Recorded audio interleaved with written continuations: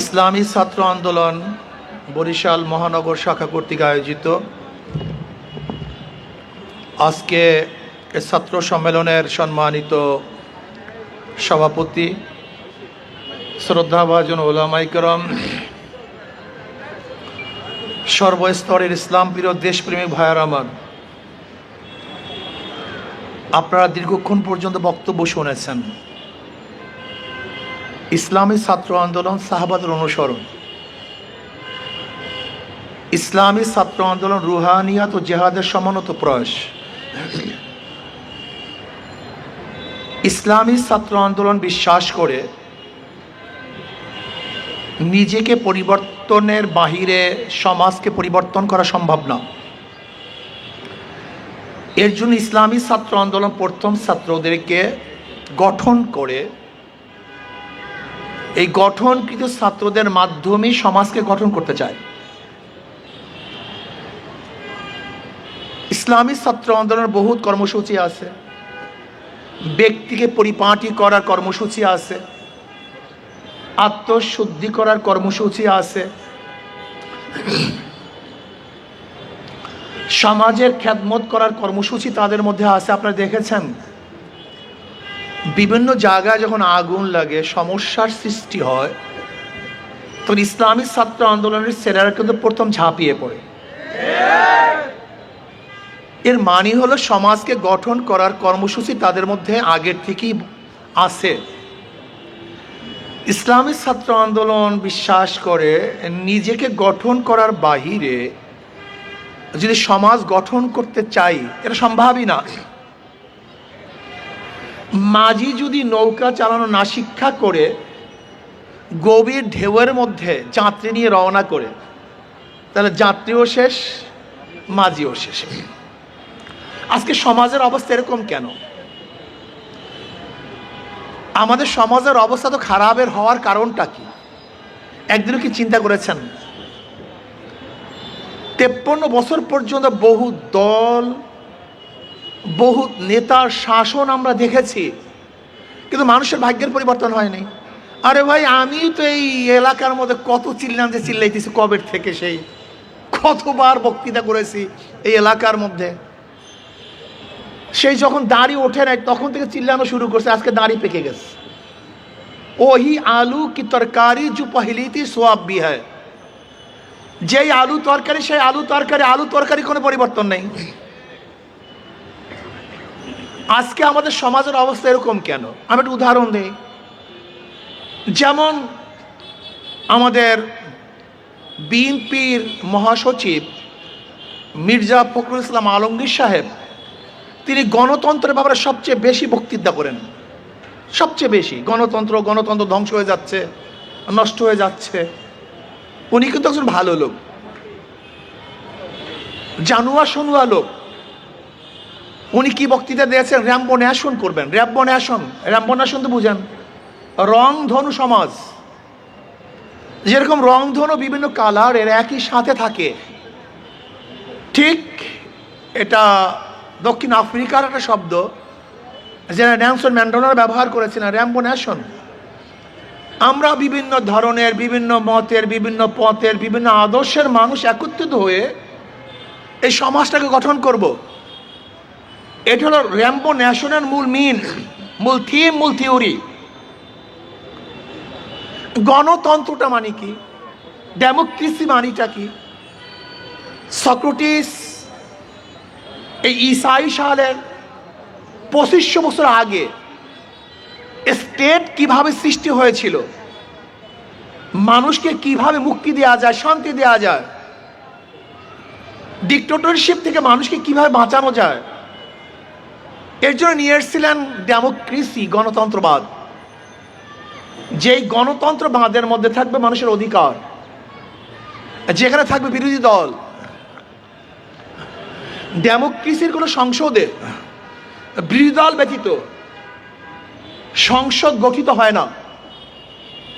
বিরোধী দলের কাজটা কি? বিরোধী দলের কাজটা হলো সরকার যে ভুলগুলি করবে, যে অন্যায়গুলি করবে, এগুলি ধরিয়ে দিবে। তোমার এই ভুল, এই ত্রুটি, এই অন্যায়, এই চুরি করছো, এই ডাকাতি করছো, এই ঘুষ খেয়েছো, এটার বিরুদ্ধে তার কাজ। আপনারা দেখেছেন এখন পর্যন্ত ভারতের সংসদে যেইভাবে বিরোধী দলরা সরকারি দলকে অ্যাটাক করে, আমি মনে করি যদি এরকম অ্যাটাক আমাদের দেশে করা হইতো, মনে হয় বিরোধী দলের গলা কণ্ঠ চেপে ধরতো, এই বেটা তুই এটা কি করতেছ। আপনি দেখেন মাত্র 2-3 দিন আগে রাহুল গান্ধী মোদিকে যেভাবে অ্যাটাক করেছে, যা চিন্তাও করতে পারবেন। এই মাত্র 2-3 দিন আগে সংসদ দেখেন, নির্বাচনের সময় এই কংগ্রেসিরা, ইন্ডিয়ান জোট যেইভাবে মোদির বিরুদ্ধে আক্রমণ করেছে, যদি আমাদের দেশে আক্রমণ করতো তাহলে আমার মনে হয় রাস্তায় নামতে দিত না।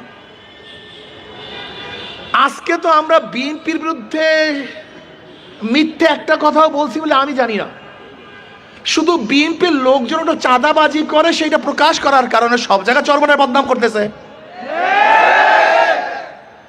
আমরা বলেছি বিএনপির লোকজন চাঁদাবাজি করে, এটা ভিরান, এটা ঠিক না।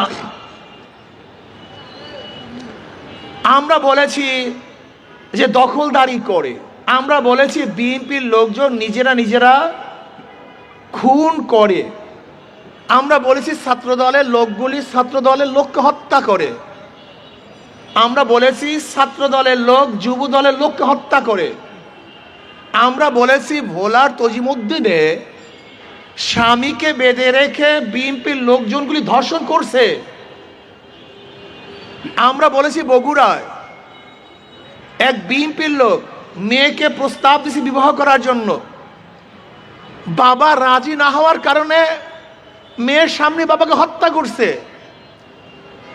আমরা বলেছি বিএনপির লোকজন চাঁদা না দেওয়ার কারণে যুবককে মার সামনের থেকে তুলে এনে হত্যা করছে। আমরা বলেছি বিএনপির লোকজনের চাঁদাবাজির খবর প্রকাশ করার কারণে সাংবাদিকের মাথা থেতলিয়ে দিয়েছে। আমরা দেখেছি বিএনপির লোকজন স্কুলের হেডমাস্টার বা ওস্তাদরা কথা না শোনার কারণে অপদস্থ অপমান করে প্রতিষ্ঠান থেকে নামিয়ে দিয়েছে। আমরা বলেছি যে দেখেন সাদা পাথরগুলি বিএনপির লোকজন সবাই কিনে খেয়ে ফেলছে। আচ্ছা বলেন তো একটা মিথ্যা কথা? যদি মিথ্যা বলুন যে কথাগুলি মিথ্যা, এগুলি সত্য না। আচ্ছা বলেন তো, আপনারা গণতন্ত্র বলবেন, গণতন্ত্রের কোনো ধারায় কি আছে যে কারোর সভা বন্ধ করে দিবেন, কার বক্তব্য বন্ধ করে দিবেন, কার অনুষ্ঠান বন্ধ করে দিবেন, কার মত প্রকাশ করতে দিবেন না? আমাকে দেখেন তো যারা জ্ঞানী, গণতন্ত্রের মধ্যে এরকম কোনো ধারা আছে কিনা? অথচ আপনারা আজকে অনেক জায়গাতে ইমাম সাহেবের বক্তব্য বন্ধ করে দিচ্ছেন। ইমাম সাহেব বিএনপির বিরুদ্ধে কথা বলে নাই, বলছে চাঁদার বিরুদ্ধে। আচ্ছা চাঁদার বিরুদ্ধে কথা বলে বিএনপির গায়ে লাগবে কেন আমাকে বলেন তো? আজীব ব্যাপার। চাঁদার বিরুদ্ধে বক্তব্য দিলে বিএনপি দেখবেন ফুঁসে উঠতেছে কেন? ভাই আমি তো চাঁদার বিরুদ্ধে কথা বলছি, তোমার বিরুদ্ধে কথা বলি নেই, তা তুমি ফুঁসছো কেন? তুমি রাগ করতেছো কেন? আপনারা দেখেছেন জামালপুরে কমিটি গঠন করতে গিয়ে আর এক দলে হরতাল ডাকছে, আর এক দলে হরতাল ডেকেছে। আপনারা দেখেছেন যে বোর্ডের চেয়ারম্যান সাহেবকে কলিজা ছিঁড়ে নিয়ে আর হুমকি দেওয়া হয়েছে। আপনারা দেখেছেন ডাক্তার সাহেব একটু সিরিয়াল দিতে দেরি করার কারণে তাকে অ্যাসাল্ট করা হয়েছে। এখন এই কথাগুলো যদি কেউ বলে, তাহলে আপনি যদি বলেন বিএনপির বিরুদ্ধে কথা বললাম না, তো আমার কাজটা কি, স্টেজের কাজটা কি? আমি তো ডেমোক্রেসি শিখছি এইভাবে, আমি যতটুকু পড়াশোনা করে ডেমোক্রেসি শিখছি, গণতন্ত্র শিখছি, আমার কাজটাই হলো বিরোধী দলের স্টেজ থেকে তার বিপক্ষের লোকের সমস্ত কথাগুলিকে, কাজগুলিকে, আদর্শ নীতিকে তুলে ধরা। এইটি আমার স্টেজের কাজ। এখানে আমার কাজটা কি? এই শহরে কেনা গুন্ডামি করে তা উপস্থাপন করা, কে কে ডাকাতি করে তার নাম প্রকাশ করা, কে কে দুর্নীতি করে তার নাম প্রকাশ করা, অর্থাৎ জনগণকে সচেতন করা। আমার কাজটা কি? এই ঘরের মধ্যে কে চুরি করছে তার নাম প্রকাশ করা। এই ঘরের মধ্যে কে হুঙ্কার দিয়েছে, ধমকি দিয়েছে, তার নাম প্রকাশ করা, এটি তো আমার কাজ। আমার কাজটা কি? আমার কাজটা হলো 91 থেকে 96 পর্যন্ত যারা ক্ষমতায় ছিল তারা দুর্নীতিতে 5 বার চ্যাম্পিয়নশিপ হয়েছে, সেটা প্রকাশ করা। এটা আমার কাজ। যদি মনে করেন ডেমোক্রেসি না, আমি তওবা করব। এই সাংবাদিক বন্ধুরা, যদি মনে করে ডেমোক্রেসি না, এটা গণতন্ত্র না, আমি তওবা করব। আমার কাজটা কি? 1996 সনে 15 ফেব্রুয়ারি এই বিএনপি পাতানো নির্বাচন উপহার দিয়েছে, যে নির্বাচন অন্য কেউ অংশগ্রহণ করে নাই। মাত্র কয়েকদিন, 16 দিন সেই সংসদ থেকে ছিল। এই যে আওয়ামী লীগ একক নির্বাচন অংশগ্রহণ বাদে নির্বাচন দেওয়া শিখছে কার থেকে? এই বিএনপির থেকে। এই বিএনপি 1996 সনে কাউকে অংশগ্রহণ না করি এককভাবে নির্বাচন উপহার দিয়েছিল। সেখান থেকে শিখছে কে? আওয়ামী লীগ। এখন প্রশ্ন করতে পারেন, আওয়ামী লীগ শিখছে বিএনপির থেকে, তা বিএনপি শিখছে কার থেকে? একটা প্রশ্ন আছে কি নেই? কি কথা বলেন না কেন? আওয়ামী লীগ শিখছে কার থেকে? তা বিএনপি শিখছে কার থেকে? আওয়ামী লীগ থেকে। বিশ্বাস হয় না? আপনারা জানেন 72-এ সংবিধান রচনা করার পরে 73-এ আমাদের দেশে 1973 সনে একটা নির্বাচন হয়েছিল। 1973 সনে সেই নির্বাচন হয়েছিল। সেই নির্বাচনে আওয়ামী লীগ সিট পেয়েছিল 293। এই 293 সিট কিভাবে পেয়েছিল আওয়ামী লীগ জানেন? তৎকালীন সময় মুস্তাক সাহেবকে শেখ সাহেব কিভাবে নির্বাচিত করেছিল? ওনার বাড়ি তো দাউদকান্দি। ওই দাউদকান্দির থেকে ভোটের বাক্স হেলিকপ্টারে ঢাকায় এনে এই রাত্রে ভোট বাক্স বোঝাই করে এককভাবে তারা ঘোষণা দিয়েছিলেন 293 সিটের। তার মানে হলো 1993 সনে একক নির্বাচন অংশগ্রহণমূলক নির্বাচন ব্যতীত নির্বাচন উপহার দিয়েছিল আওয়ামী লীগ 1973 সনে। সেখান থেকে শিখছে বিএনপি, বিএনপি থেকে শিখছে, জোরে বলেন, তার মানিটা কি? এরা একই গাছের দুই ডাল, একই গাছের দুই ভাগ। বিশ্বাস হয় না? 2024 5ই আগস্টের আগে ওই স্থানে যারা চাঁদা তুলতো তারা এখন নাই, কিন্তু ওখানে চাঁদা ঠিকই আছে, আর একদল চাঁদা শুরু করছে।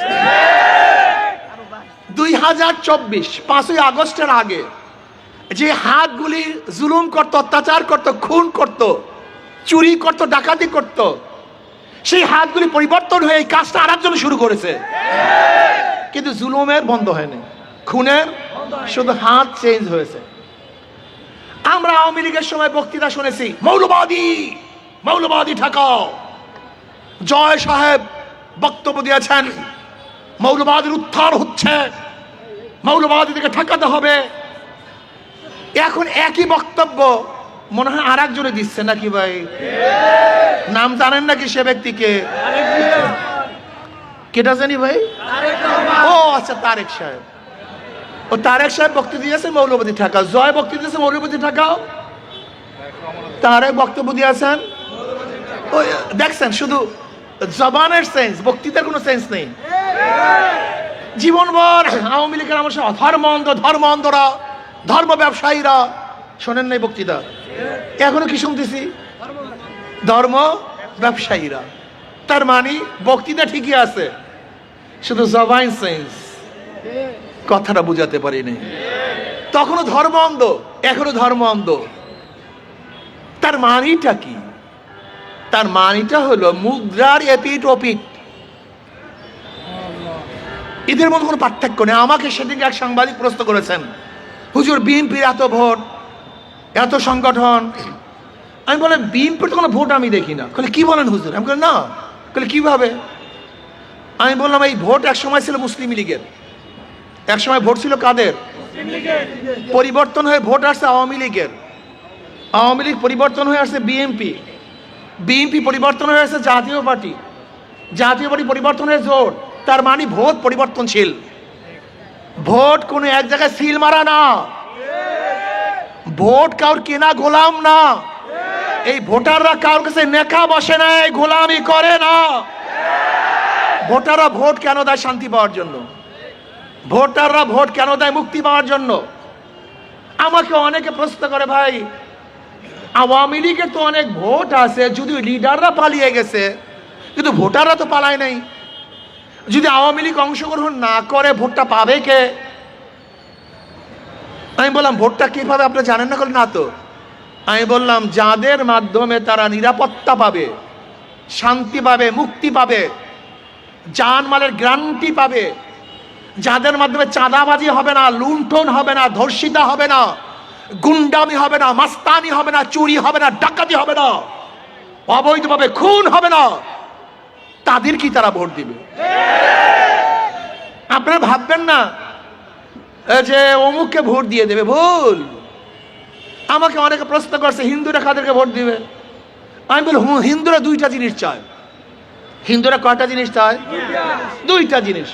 সংখ্যালঘু আমাদের বাংলাদেশে যারা আছে, যদিও আমি সংখ্যালঘু বলতে চাই না, তারা বাংলাদেশের নাগরিক, ধরে না আপনাদের ভাষা অনুযায়ী, সংখ্যালঘুরা দুইটা জিনিস চায়, ধর্মীয় স্বাধীনতা এবং জানমালের নিরাপত্তা। ধর্মীয় জানমালের।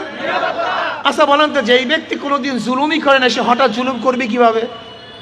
যেই ব্যক্তি কোনোদিন চুরি করে না সে ব্যক্তি চুরি করবে কিভাবে? যেই ব্যক্তি কোনোদিন অত্যাচার করে না তারা অত্যাচার করবে কিভাবে?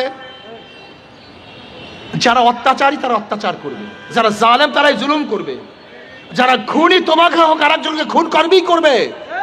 কিন্তু যারা অত্যাচারী না, জুলুম করে না, অন্যায় অবিচার করে না, তারা কাউর উপরে জুলুম অত্যাচার করতে পারে। সমস্ত সংখ্যালঘুরা দেখবে কাদের মধ্যে অত্যাচারী নাই, কাদের মধ্যে জালেম নাই, কাদের মধ্যে খুনি নাই, কাদের মধ্যে চোর নাই, ডাকাত নাই। যেই দলের মধ্যে দুর্নীতিবাজ, ডাকাত, চোর, বদমাশ আছে, কোন সংখ্যালঘু তাদেরকে ভোট দিবে না। ওরা জানে ইসলাম এমন এক আদর্শ যে প্রত্যেকটা ধার্মিকের ধর্ম পালনের সুযোগ ইসলামের মধ্যে আছে, স্বাধীনভাবে ধর্ম পালন ইসলামের মধ্যে আছে। যদি কোনো ব্যক্তি নিরাপত্তা প্রদান করতে পারে একমাত্র ইসলামই পারে, অন্য কোনো আদর্শ কোনো মানুষের ব্যক্তি নিরাপত্তা প্রদান করতে পারে না। আমি বিশ্বাস করি ইসলাম যদি বরিশাল থেকে ক্ষমতায় যায়, তাহলে আমি বিশ্বাস করি বরিশালের প্রত্যেকটা সংখ্যালঘু ব্যবসায়ীরা সবচেয়ে বেশি নিরাপত্তা লাভ করবে, সবচেয়ে বেশি। আমাদের প্রত্যেকটা হিন্দু, বৌদ্ধ, খ্রিস্টানদের জানমালের নিরাপত্তা প্রদান করা হবে। আমি সেই দিন এক সিলেটের বক্তৃতা করেছিলাম হিন্দু অধ্যুষিত এলাকায়। আমি বললাম দেখেন আপনাদেরকে ভুল বোঝানো হচ্ছে ইসলাম সম্পর্কে। ইসলাম কি জিনিস? ইসলাম এমন একটা জিনিস যেখানে আমভাবে সাধারণভাবে সবার জন্য বিচারকে সমান করে ফেলেছে। যেরকম কোনো মুসলমান যদি মুসলমানের ঘরে চুরি করে তার বিচার হবে, ওই মুসলমান যদি হিন্দুর ঘরে চুরি করে তাহলে বিচার হবে না? একই বিচার, কোনো পার্থক্য নাই। কোনো মুসলমান যদি কোনো মেয়ের সাথে অন্যায় করে ব্যবহার করে, বিচার যদি হয় ওই একই অন্যায় ব্যবহার যদি কোনো হিন্দু মেয়ের সাথে করে, বিচার হবে না? হুবাহু একই বিচার, একই, কোনো কমতি নাই। বিচার সবার জন্য সমান, নিরাপত্তা সবার জন্য সমান। এর জন্য আমি বলবো, আমার বরিশালের বাবারা, আমার বরিশালের ভাইয়েরা, জীবনভর বহু জায়গায় ভোট দিয়েছেন, গুন্ডামি, মাস্তানি, পরিবর্তন হয় নাই, শান্তি পান নাই। আমি আপনাকে অনুরোধ করবো একটা বার ইসলামকে পরীক্ষা করুন, একটা বার ইসলামকে পরীক্ষা করুন। বারবার পরীক্ষা দিয়েছে, বারবার।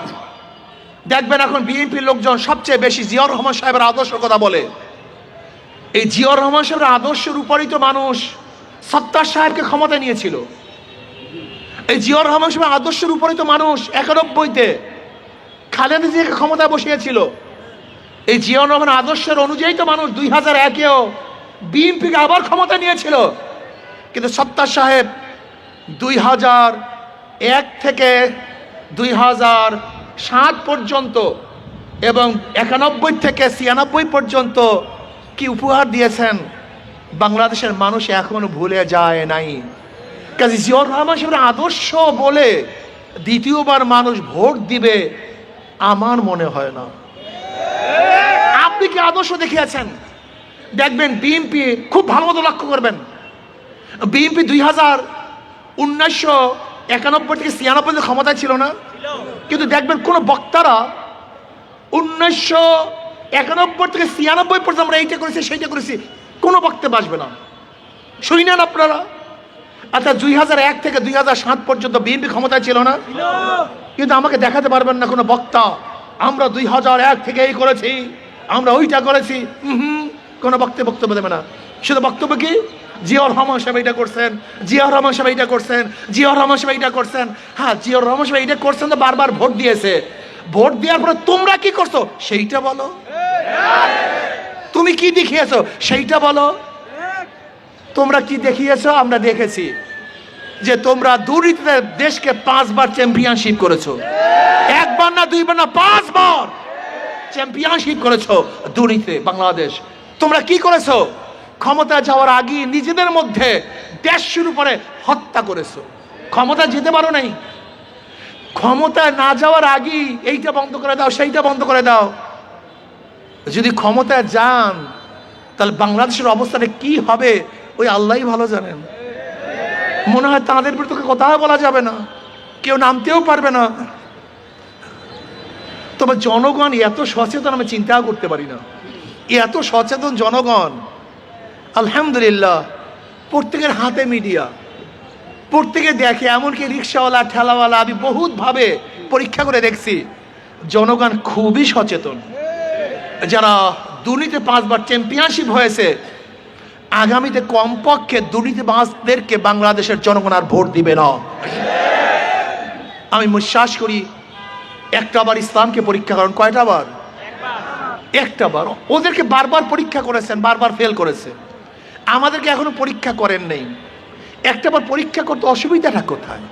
শুধু একটা বার পরীক্ষা করুন, একটা বার যদি ফেল করি তাহলে দ্বিতীয়বার পরীক্ষার হলেই ঢুকবো না ইনশাআল্লাহ।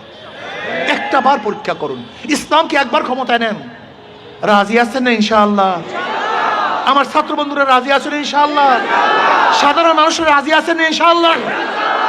আশা করি ইনশাআল্লাহ আপনাদের সাথে ধোকামি করা হবে না, ছয়চাতুরি করা হবে না, ওয়াদার খেলাফ করা হবে না। আসুন আমরা সমৃদ্ধভাবে আগামীতে ইসলামকে ক্ষমতায় নেওয়ার জন্য সর্বোচ্চ চেষ্টা করি। আল্লাহ আমাকে এবং আমাদের সবাইকে ইসলামের পক্ষে থাকার তৌফিক দান করেন। শেষ আর একটা কথা, যারা নৌকা নির্বাচন করে নৌকা চালাতে পারে না, যারা ধানের শীষে নির্বাচন করে নিজেরা ধান কাটতে পারে না, যারা নাঙ্গলে নির্বাচন করে নিজেরা নাঙ্গল বইতে পারে না। নৌকা গরিবদের প্রতীক, ধানের শীষ গরিবদের প্রতীক, নাঙ্গল গরিবদের প্রতীক, কিন্তু যারা নির্বাচন করে একজন গরিব না। তার মানে ধোকার সাথে, তাদের কথার সাথে, মার্কার সাথে ধোকামি আছে। কিন্তু যারা হাত পাখায় নির্বাচন করে, যে নির্বাচন করে সেও হাত পাখা চালাতে পারে, যারা সমর্থন করে তারাও চালাতে পারে। হাত পাখা দরকার হিন্দুদের, হাত পাখা দরকার খ্রিস্টানদের, হাত পাখা দরকার মুসলমানদের, হাত পাখা প্রয়োজন বড়দের, হাত পাখা প্রয়োজন ছোটদের, হাত পাখা প্রয়োজন ধনীদের, হাত পাখা প্রয়োজন গরিবদের, হাত পাখা পুরুষদেরও প্রয়োজন, মহিলাদেরও প্রয়োজন। কেউ কার মার্কা নিয়ে বুকি নিয়ে ঘুমায় না, কিন্তু ঘুমের সময় একটা মার্কায় বুকের উপরে থাকে, সেই মার্কাটার নাম হাত পাখা। কারেন্ট ফেল করে, হাত পাখা ফেল করে না। হাত পাখা সবাইকেই শান্তি দেয়। আমি বিশ্বাস করি হাত পাখা যদি বিজয় হয়, এই জাতি বিজয় হবে, সমস্ত মানুষ শান্তি পাবে। কাজে আল্লাহ আমাকে এবং আমাদের সবাইকে সৎ পথে, ইসলামের পক্ষে, সঠিক পথে থাকার তৌফিক দান করেন। আল্লাহ।